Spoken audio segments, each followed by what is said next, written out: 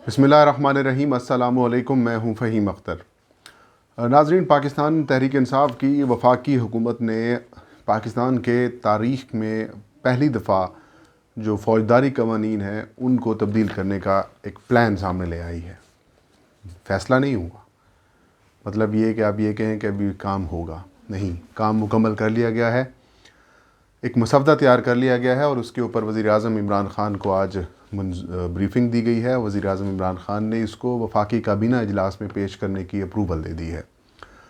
650 से ज़ायद ऐसी फ़ौजदारी कवानीन की शिकें हैं जिनको तब्दील किया गया है और पाकिस्तान का जो मौजूदा फ़ौजदारी निज़ाम इंसाफ का सिस्टम है ये मुकम्मल तौर पर रीवैम्प होगा और जो अंग्रेज़ों के दौर से पाकिस्तान में जो कवानीन और जो रूल्स बनाए गए हैं, FIR का तरीक़ाकार हो या फिर जो प्रोसिक्यूशन होती है या फिर यूँ कहें कि जो तफ्तीश का तरीक़ाकार है वो वही चल रहा है। उसको अब इंटरनेशनली बेस्ट प्रैक्टिसेस के साथ हम आहंग किया जा रहा है और इससे पाकिस्तान की आवाम के लिए एक बेहतरीन किस्म की चीज़ें सामने आएंगी। ये इनकलाबी किस्म के जो तब्दीलियाँ हैं ये हैं क्या, आज का मौजू यही है। आज वज़ीर-ए-आज़म की सरबराही में बड़ा अहम इजलास होता है। इस इजलास में वज़ीर कानून फ़रूग नसीम, वज़ीर-ए-आज़म के जो सेक्रेटरी हैं वो शिरकत करते हैं। इसके अलावा जिन लोगों ने इस सारे प्रोसेस में अपना किरदार अदा किया है, जो लीगल एक्सपर्ट्स हैं वो शरीक होते हैं। पार्लिमानी सेक्रेटरी बराए कानून और इंसाफ मलिका बुखारी उसमें शिरकत करती हैं और वज़ीर-ए-आज़म इमरान ख़ान को इस मुफस्सल रिपोर्ट और कानून साजी के ऊपर ब्रीफिंग दी जाती है। वज़ीर-ए-आज़म इमरान ख़ान को ये बताया जाता है कि पाकिस्तान में जो कानून है वो पुराना होने की वजह से और जो माजी में उसको तब्दीली नहीं की गई, जो कि तब्दीली करनी चाहिए थी, क्योंकि वक्त के साथ साथ मुख्तलिफ़ जो जराइम हैं उनकी हैयत तब्दील होते जा रही है। मिसाल के तौर पर आजकल मोबाइल फ़ोन्स और इंटरनेट और डिजिटलाइजेशन का दौर है, तो इंटरनेट से या फिर आपसे कह सकते हैं कि जो मोबाइल फ़ोन से या फिर कैमरे से जो चीज़ रिकॉर्ड की जाती हैं उसको बदकिस्मती से हमारे यहाँ एविडेंस नहीं माना जाता।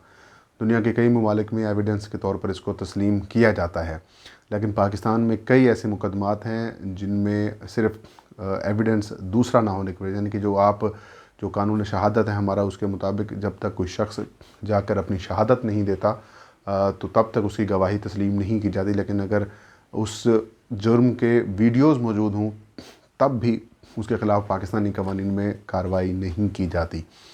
लेकिन अब जो तब्दीली की जा रही है उसमें इस कानून को भी शामिल किया जा रहा है कि जो वीडियो है उसको बतौर एविडेंस आप शामिल कर सकते हैं।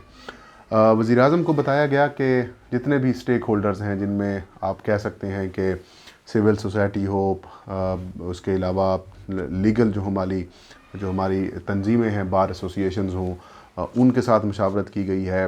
इंतज़ामिया हो, पुलिस हो, उनके कुछ लोगों से, यानी कि जितने भी कानून से मुतालिक स्टेक होल्डर्स होते हैं उनको तब्दील किया जाता है। बेसिकली दो अहम कवानीन होते हैं, एक होता है दीवानी मुकदमा, एक होता है फ़ौजदारी मुकदमा। फ़ौजदारी वो मुकदमा होता है जिसमें क्राइम किया जाए, इसको क्रिमिनल ऑफेंसेस भी कहा जाता है। दीवानी मुकदमात में क्योंकि ज़मीन का मुकदमा या जायदाद का या बाकी चीज़ों का जो मुकदमा होता है वो चलता है, लेकिन वो बहुत लंबा होता है। लेकिन फ़ौजदारी कानून बड़ा जल्द ही इसके ऊपर फ़ैसला कर लिया जाता है। लेकिन कई की दफ़ा हमने देखे हैं कि प्रोसिक्यूशन गलत होने की वजह से, इन्वेस्टिगेशन गलत होने की वजह से, FIR गलत होने की वजह से मसाइल पैदा होते हैं, जिसकी वजह से आम आदमी की ज़िंदगी के ऊपर गहरा असर पड़ता है। वज़ीर-ए-आज़म इमरान ख़ान ने भी आज के इस इजलास से खिताब किया और जो उसके पॉइंट सामने हैं वो भी हम आपके साथ शेयर करेंगे। अब हम बताते हैं कि इसमें इनकलाब है क्या। आपको पता है नाज़रीन कि पाकिस्तान में आज भी अगर FIR रजिस्टर्ड की जाती है तो या तो फिर उससे पहले मतलब पेंसिल से की जाती है, उसके बाद फिर उसको लिखा जाता है। तो वो जो FIR है बाज़ औक़ात मतलब उसको बैक डेट्स में भी बना दिया जाता है। लेकिन अब ये फ़ैसला किया गया है कि FIR जो होगी वो डिजिटल अंदाज में होगी।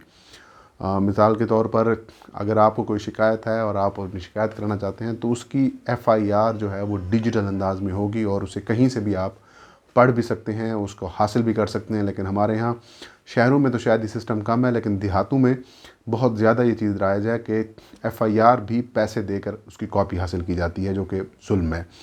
ट्रायल का तरीक़ाकार तब्दील किया जा रहा है। मतलब मिसाल के तौर पे जो इन्वेस्टिगेशन की जाती है, अगर पुलिस किसी के पास आ जाती है اور اگر اس کو ریمانڈ مل جاتا ہے تو قانون کے مطابق جس کو جسمانی ریمانڈ بھی کہا جاتا ہے، وہ جسمانی ریمانڈ کا مقصد یہ ہوتا ہے کہ یہ شخص پولیس کی کسٹڈی میں رہے گا اور پولیس اس سے انویسٹیگیشن کر سکے گی، یا انویسٹیگیٹر جو آفیسر ہیں وہ ان سے انویسٹیگیشن کر سکیں گے۔ لیکن جیسے ہی ریمانڈ کی بات ذہن میں آتی ہے تو بہت سارے لوگوں کے ذہن میں یہ چلا جاتا ہے کہ پولیس اب ان کے اوپر تشدد کرے گی۔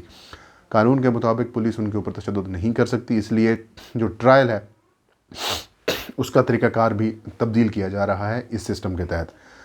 اپیل، مثال کے طور پر اگر آپ کے خلاف کوئی جج فیصلہ دے دیتا ہے تو آپ اس فیصلے کے خلاف اپیل جو کرتے ہیں اس کا طریقہ کار بھی تبدیل کیا جا رہا ہے۔ پہلے بہت سارے اس کے اندر ایسی چیزیں شامل کر دی جاتی تھی جس کی وجہ سے لوگ جو ہیں وہ یا تو اپیل کا سوچتے نہیں تھے، یا پھر اگر سوچتے ہیں تو پھر ان کے لیے اتنی زیادہ ان کی فیسز ہوتی ہیں، اتنے زیادہ ان کے لوازمات ہوتے ہیں کہ بہت کم چانسز ہوتے ہیں اس کی طرف جو ہے وہ اس کی فیور میں فیصلہ ہو یا پھر وہ اپیل کر سکیں۔ تو اپیل کے طریقہ کار میں بھی تبدیلی کی جا رہی ہے۔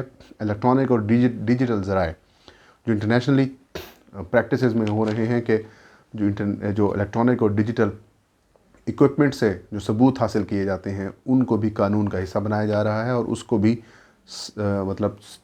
ثبوت کے طور پر تسلیم کیا جائے گا۔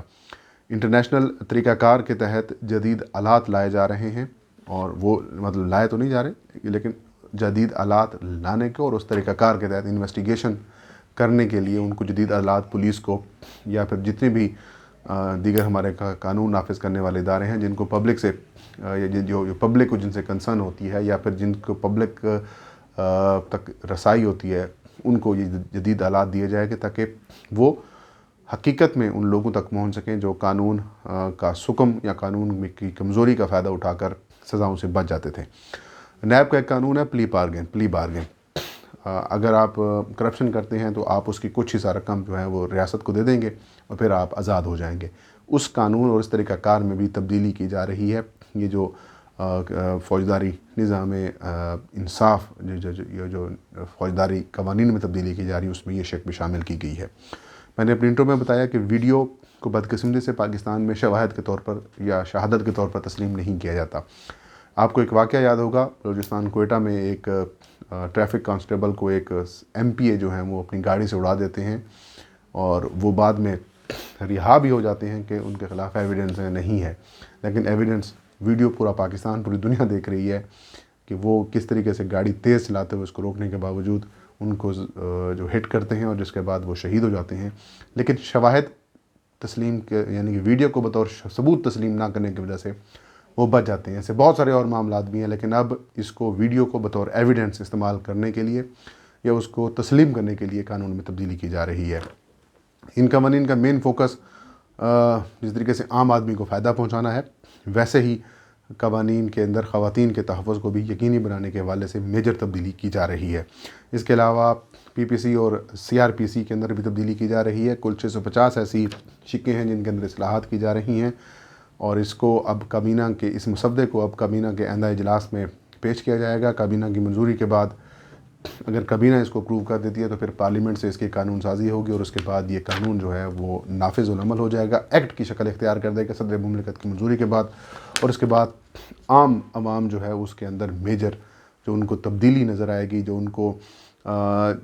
ان کی زندگی کے لیے آسانی ہے وہ اس کی پیدا ہوگی۔ وزیر اعظم عمران خان نے آج کے اجلاس سے خطاب کرتے ہوئے یہ کہا، جو ان کے کچھ جملے سامنے آئے ہیں، کہ پی ٹی آئی کی حکومت جو ہے وہ قانون کی بالادستی قائم کرنے کے لیے پرعزم ہے، اور یہ جو اصلاحات ہیں یہ قانون کی بالادستی کے لیے اہم اور معاون ثابت ہوں گے۔ ان کا کہنا تھا کہ وزیر اعظم عمران خان نے کہا کہ یہ جو فوجداری نظام ہے یا فوجداری قوانین ہے ان کو پہلے تبدیل ہو جانا چاہیے تھا۔ اگر یہ پہلے تبدیل ہو جاتے تو یہ جو امیر اور غریب میں قانون کے حوالے سے جو فرق ہے یہ ختم ہو جاتا، یہ نہ ہوتا۔ اب بدقسمتی سے جو امیر ہیں وہ قانون کے سکم اور قانون کی کمزوریوں کا اور بہترین وکلاء کی وجہ سے فائدہ اٹھا لیتے ہیں، لیکن جو تبدیلیاں کی جا رہی ہیں اس سے کوششیں یہی کی جا رہی ہیں کہ جو عام آدمی ہے وہ بھی اتنا ہی اکاؤنٹیبل ہو، اور جو غریب آدمی ہے اور جو امیر آدمی کے درمیان اکاؤنٹیبلٹی کا فرق ہے اس کو ہم ختم کریں۔